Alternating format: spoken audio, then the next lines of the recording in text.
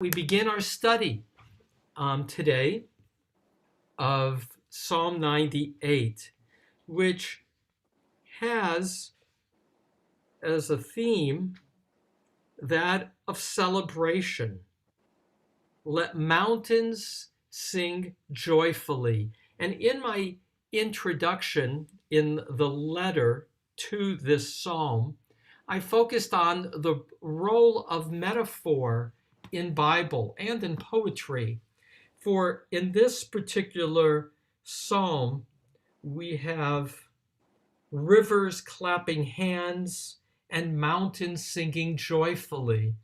I just want to make one correction. I actually woke up this morning with a start, with the awareness of a lack of clarity in my introduction regarding abortion. So I just want to clarify it. It will be in the final posting that goes with each of the Psalms, and that is the ellipsis, the missing blank in the story of two men fighting in Exodus, is that it says, if a woman miscarries, because she gets knocked while two men are fighting, and no asson occurs, no harm or no miscarriage occurs, then it's monetary damages.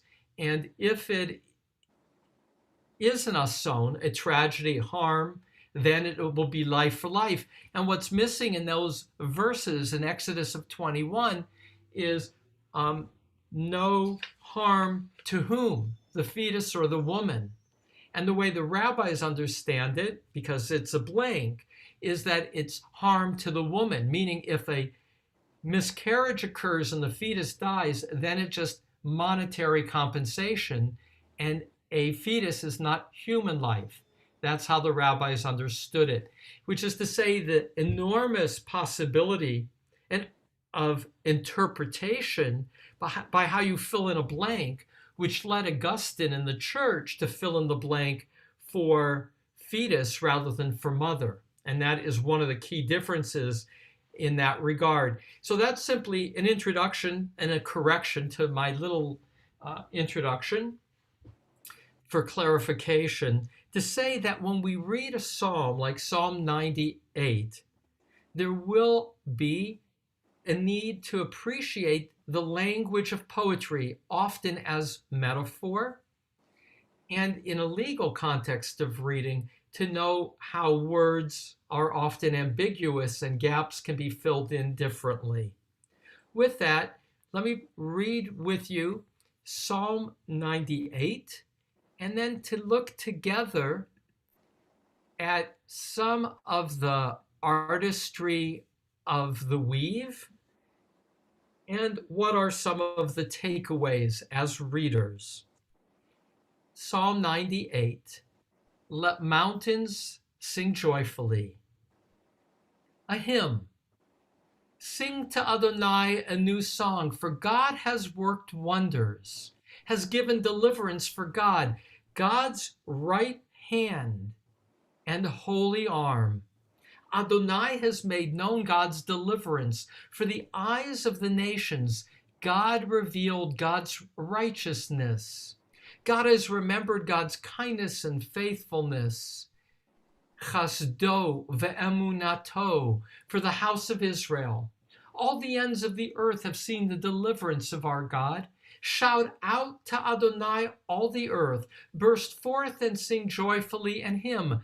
Hymn to Adonai with the lyre and the sound of hymning, with trumpets and the sound of the shofar. Blast before the ruler, Adonai. Let thunder the sea and its fullness, the world and those dwelling in it. Let rivers clap hands together. Let mountains sing joyfully before Adonai. For God comes to judge the earth.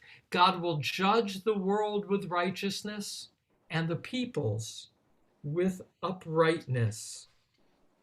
So clearly, the flow of this psalm is that of rejoicing.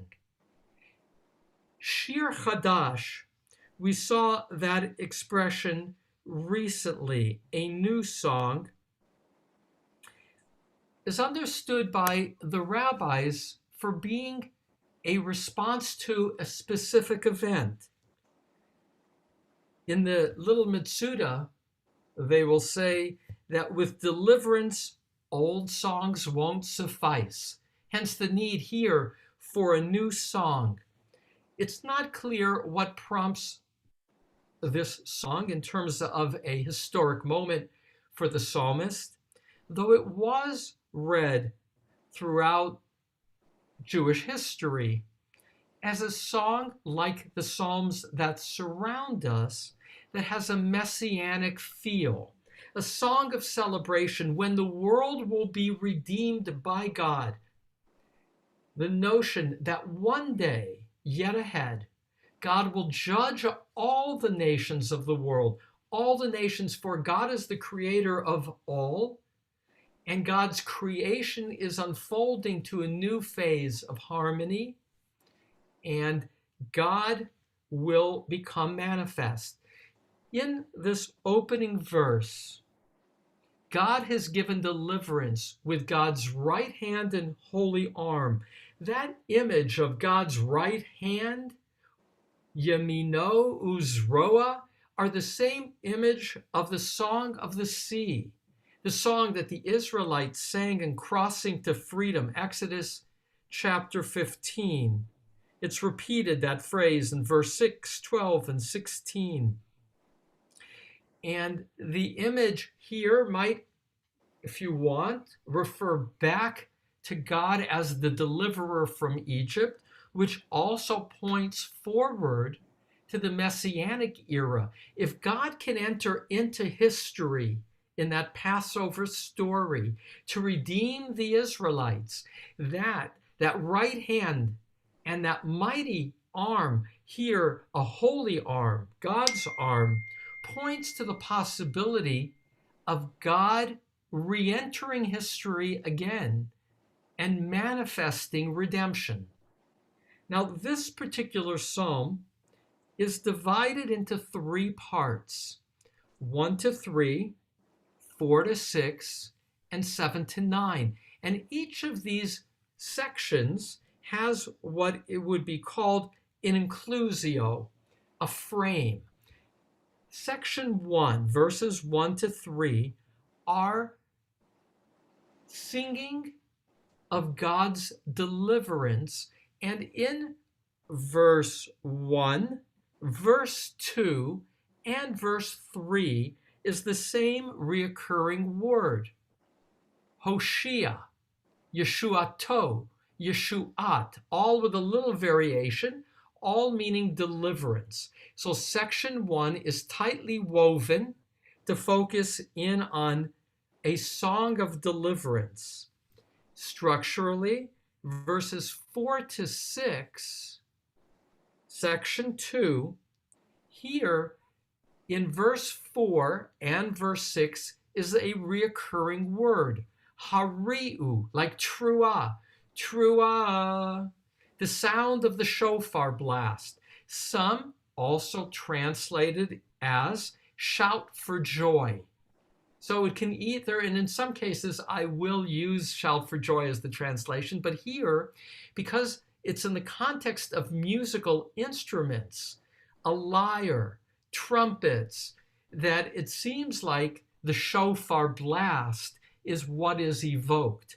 So in verses 4 to 6, here there is celebratory sound, the sound that is using an orchestra. And Robert Alter, in his commentary of his translation to Psalms, will say of verses 4 to 6 that you can imagine that in the time of the temple, there was a whole orchestra performing Psalm 98, and they would make the sounds that will then, in the third section, which is the description of nature's celebration, that they would make sounds like cymbals coming together for the rivers clapping hands, and mountains singing with a chorus of song, And so verses 7 to 9 is this cosmic orchestra. I knew in Santa Ana, I had a good friend who said that the Bible should always be taken literally. So when it describes the mountains dancing or hear rivers clapping hands, he actually took it literally. And I paused because that doesn't seem, as a reader of poetry, to be a move you need to make, but it was one he did make and others make.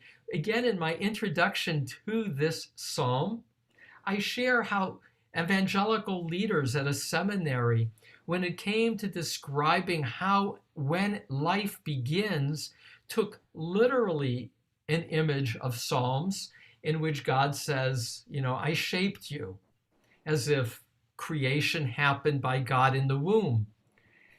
So back to the image of 7 to 9, here we have a metaphor.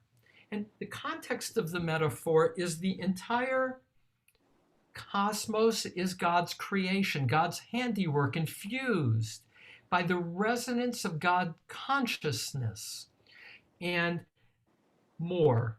That we who exist in a world that we see as God's creation.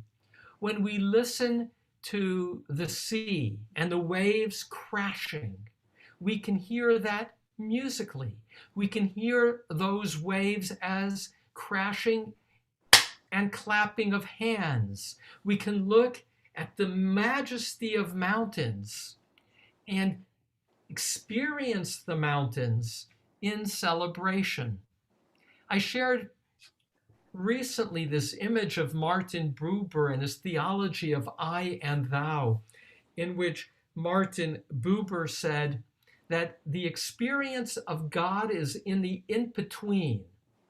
And most commonly we experience it with another person, where the other person has value in their own right. They're not an instrument, but have their own wholeness. And in the experience of another person without any agenda, for the fullness, in the fullness of encounter, the in-between is God, the experience of the holy. And he would say in I and Thou, his book, that you can have that same experience with a tree. When you're experiencing the magnificence of a tree, and you're not thinking about how it's useful to you, but rather the tree is, but rather the tree is there. Go ahead. Is there simply to be enjoyed, then with a tree, there can be an I-thou experience as well. And so back to the imagery of 7. Let the thunder, the sea, and the fullness, the world, and those dwelling in it. Let the rivers clap hands together. Let mountains sing joyfully. That when we are enveloped and engaged by creation, there too we can experience nature as a conduit to God. We can experience nature as an extension of the wholeness of creation in celebration of God. So back to the beginning, to point out some other little points. The other inclusio of this entire psalm is the word Yud He Vav He.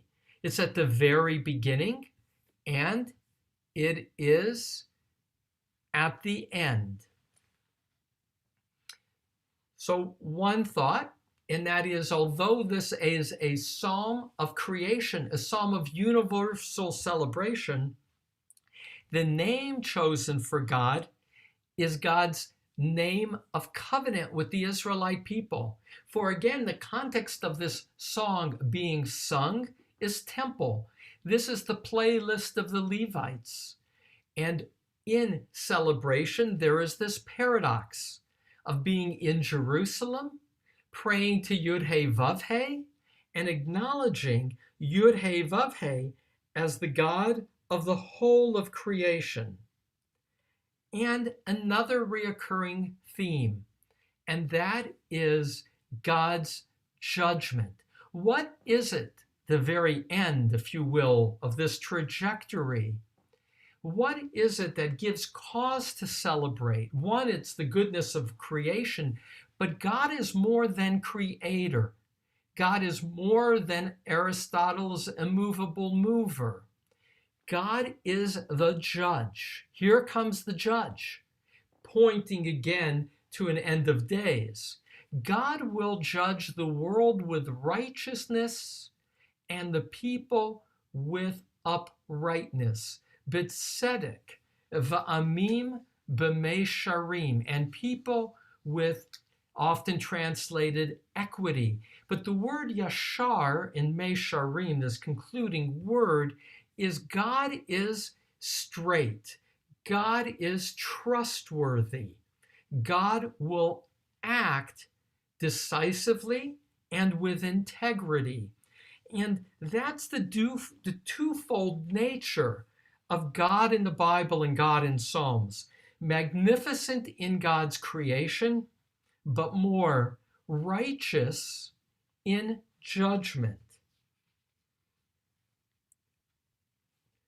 Now, some of the rabbis were a little uncomfortable with these metaphors, or if you will, tried to concretize them. So Ibn Ezra, who again I'm so fond of, will say, in verse 8, let rivers clap hands. He will share the commentary that what is being referred to here are the sailors clapping hands as they navigate the rivers.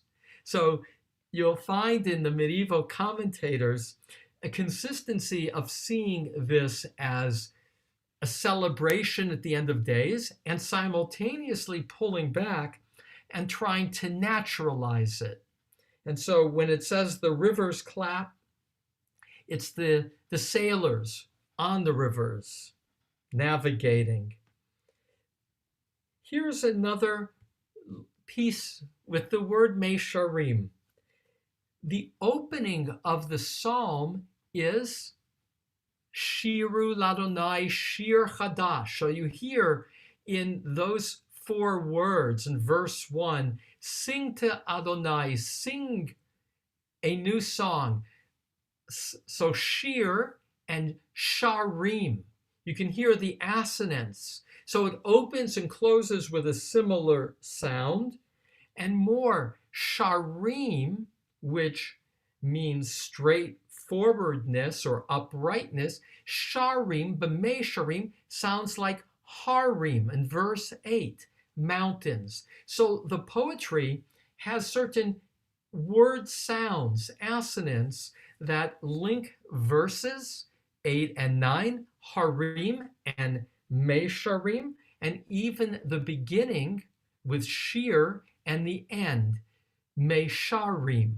Although the words have different roots in this case and different meanings, there is again to a psalm written in Hebrew awareness of sound. These psalms were meant to be sung and meant to be heard. Here's another kind of poetic technique. Verse 5, it's ABC, shout to Adonai, all the earth. And then it's CDA, burst forth, sing joyfully, and hymn. And so taking that one verse as an example, Zamru Ladonai Bechinor, Bechinor v'kol Zimra. There's a sense of a structural and circular kind of feel to the notion of an ongoing song. May the song be continuous on some level. Well, because we have a little time, some closing comments and then your reactions.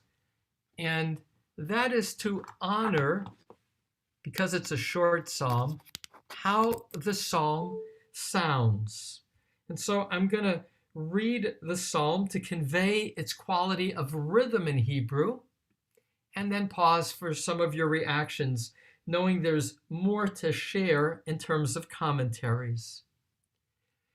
Mizmor, Shiru Ladonai Shir Chadash, Ki Niflaot Asa, Hoshia Lo Yamino, Uzroa Kodsho, Hodia Adonai Yeshuato, Le'nei Hagoyim Gilad Tzidkato, Zachar Chasto Ve'emunato Levet Yisrael, Ra'u Kol Avsei Aretz Et Yeshuat Eloheinu, Hariu Ladonai Kol Haaretz, Pitzchu V'ranenu V'zameru, Zamru Ladonai Bechinor, Bechinor V'kol Zimra, B'chotzrot V'kol Shofar, Hariu Lifnei HaMelech Adonai, Yiram Hayam Umlo'o, Tevel V'yoshvei Va, Neharot Yimcha'u Chaf, Yachad Harim Yiranenu, Lifnei Adonai, Kiva Lishpot Haaretz,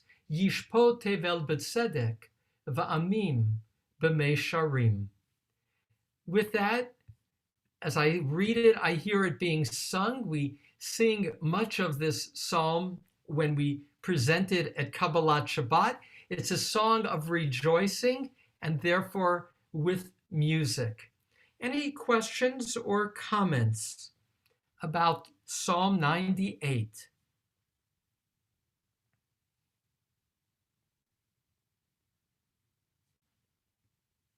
I got more than one screen here today. Julia, go ahead. I just wanted to know whether the singing of the mountains could be echoing. That's a beautiful image that I haven't seen in any of the commentaries, but I'll hold on to it. And namely, we all know, all the more in mountainous settings, that when we sing, it bounces back and is amplified. I love that image. And, combining that with the sounds of rivers and oceans and our own echo, there's truly sound, abundant, lovely. Shula, you have to unmute. I see in this psalm as much visual as there is auditory, and particularly the last verse where it tells us that all of it, it's like a stage direction. The mountains clapping, the dancing, the trumpets, that all this is where? Lifnei Adonai. It is placed before Adonai. And why?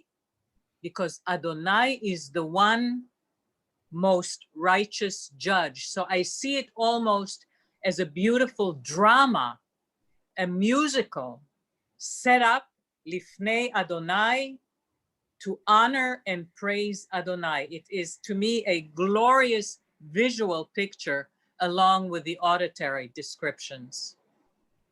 That's delightful, Shula. And I smile because you are so auditory, and yet maybe in part because you're so auditory, you could go beyond it to see, to visualize this. As, and all the more as you say, when you were speaking and evoking my visual dimension with verse 9, I was seeing the throngs of people gathering, moving forward amongst all the sound, the sense of coming together for celebration. And as you emphasize, Shula, it's to emphasize the ultimate goodness of God's judgment. And that's what is worthy of celebrating on behalf of creation itself. And once again, this psalm is sung most popularly on Friday night, where our words, the rabbis teach, crown God as sovereign, and where we are given pause on Shabbat to have a foretaste of that future time, to come forward to God, to both appreciate creation's beauty on Shabbat, but also to celebrate God's justice, because that's goodness that is ongoing. Any other reactions, Marvin? Rabbi, in the same verse, in the JPS and in the Jerusalem Bible, they use the word rule rather than judge. Now, in the last verse, in verse 9, he will rule the world justly. I like judge better, but I'd like to know why you chose one over the other. So, to some degree, Marvin asks, which one you're looking at, the Jerusalem Bible? Yes, yes. So, a contemporary Christian Bible. Normally, shofet and mishpat are about court and judge, versus, in terms of why I preferred judge to rule, a judge gives a ruling. And so therefore they are synonyms in that regard. A judge gives a judgment or a ruling, but usually rule is more political in how we use it in our own expression. He's the ruler over. He's in charge over, where judge is more about right and wrong per se. So that's why I chose to use the word judge, which is frankly the more common translation, simply because of the noun being shofet, which is judge, versus melech, which is king or ruler, more political than judicial. It's not the Jerusalem, it's the JPS Bible. Oh, the JPS, yeah. Yeah. So I agree with you. I prefer the word judge over rule, but I just wanted to, yeah. So I want to say it with humility. I don't know what the right word is, but what I've become so keenly aware of is that the choices that a translator makes are just that. They're choices, and it's not right or wrong.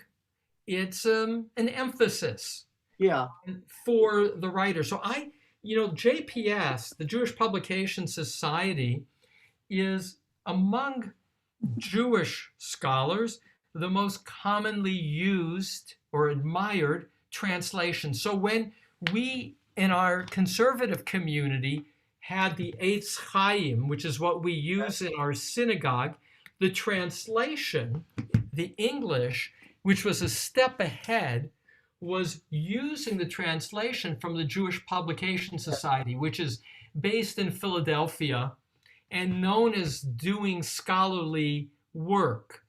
At the same time, as I've been digging deeply into the Psalm translations, I often find that the JPS translations tend to try and be more lyrical than literal. And our sharing, lean toward more the literal rather than interpretive, enabling ambiguity of possibilities rather than solving. And that's my critique of JPS, is they often will have a translation that's one step removed from the actual word to kind of make it more fluid. Yeah, I agree with you. Because the reason I asked the question is because over here, I feel judge is much more correct within the context of the poem. Yeah. Well, thank you. So I will add a commentary of the Meiri, an important commentator who died in the year 1310. And he will say, relating to Marvin's focus on justice, as long as there is injustice in the world, God is in exile. And so God is coming, back to verse 9, God is coming to judge the earth. The image is God is away. God is in exile, because we live now in a world of injustices. The culmination of creation is a world that is fair, that is just. And that's why God is coming. He's been away. He's been in exile. I just love, again, this essential attribute of justice with God. We'll find more of that tomorrow in Psalm 99 as well. With that, I'm going to give one last, as I stopped a little early, one last comment. And if there's not, I'll pull this together. Anybody else? We have two screens today, so I don't always see. My friend Jack. But Jack has to unmute. And the last Jack, did you learn how to unmute? If not, Jack's coming to us from Seattle, having relocated from Laguna due to a flood, and he's now with his daughter in Seattle. Jack, you got to ask your daughter how to unmute, and then we'll catch you. So for now, Jack, with all regret, I just love having Jack with us when we do come together. So let me just pull this together. In this psalm, God's name is Yud-He Vav-He 6 times and Eloheinu 1 time, which means God's name appears in Psalm 98 7 times, 6 plus 1. And that too is a tool of the poet in Scripture to convey wholeness. This is a psalm that has God with some echo of God as warrior, God at the song of the sea, and yet pointing forward as a Shir Chadash, a new song, a song that points to a time in which finally God will have entered into the final redemption, in which the world will be a world of justice, and in which God's world in all its dimensions will resonate in God's presence, and it will be as if the whole world is singing in harmony. The rivers, the mountains, at least as experienced by humanity, there will be a Shir Chadash, a new song of cosmic orchestra. And so with that, I pause and catch my breath, because in this world, my teacher, Rabbi Simon Greenberg, Zal, said regarding creation, that after each days of creation, God looks and says, it is good. And day 6, it's very good. But Rabbi Greenberg said, God never said it was perfect. It's an incomplete world. And the greatest religious challenge, Rabbi Greenberg said, is looking at an imperfect world and being able to say, like God did, it is good, despite brokenness. And so, as we honor Noah and his life that was cut short too early, we acknowledge that in this world there is incompleteness. And with that, my friend Harris, some words to honor Noah, and then a Kaddish together. Okay, thank you very much. I'd like to very briefly share 2 observations about this 30-day period of Shloshim. First, because the mourning period ends after 1 month, rather than 11 months for a parent, I'm finding the end of the mourning even more difficult than the beginning, as this has ended too fast. Number 2, during these past few weeks, I've spent time reading through my text exchanges with Noah. While most photos are of special occasions, text messages are largely about everyday things, what we're doing, how we feel, who we were with yesterday, etc. In other words, text messages are snapshots of our everyday life. And at this time, these provide me with a closeness to my son. Thank you. Thank you, Harris, and to you and to Jan, condolences. As you traditionally, a part of a day is a whole day, which means that one ends one's morning after the morning prayers, or in this case, after the study of the morning. So with this Kaddish, you will be formally ending the 30 days, the Shloshim, of honoring of Noah. And so I invite those saying Kaddish in honor of a loved one to join together as we honor our loved ones.